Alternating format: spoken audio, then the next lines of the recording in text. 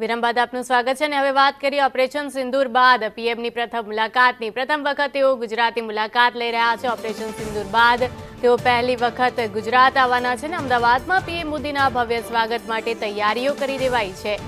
એરપોર્ટથી રાજભવન સુધીના રોડને સજાવી દેવામાં આવ્યો છે।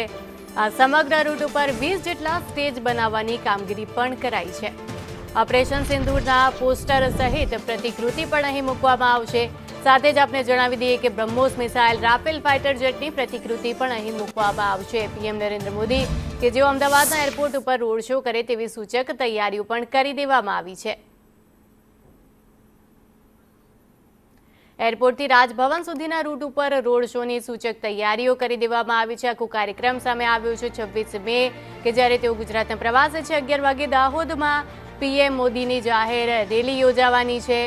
આખો કાર્યક્રમ આપણે જણાવી રહ્યા છીએ। ત્યારબાદ રેલવે પ્રોજેક્ટ ઉદ્ઘાટન કાર્યક્રમમાં પીએમ મોદી ખાસ ઉપસ્થિત રહેવાના છે, જેના માટેની તડામાર તૈયારીઓ પણ કરવામાં આવી રહી છે।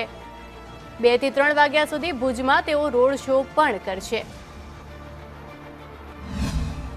ઓપરેશન સિંદૂર બાદ વડાપ્રધાન નરેન્દ્ર મોદી ગુજરાતના પ્રવાસે આવી રહ્યા છે, ત્યારે અમદાવાદ એરપોર્ટથી રાજભવન રાત્રિ રોકાણ કરવા જવાના છે, જે સમગ્ર રૂટને આજે અમદાવાદ શહેરમાં ડેકોરેટ કરવામાં આવ્યો છે।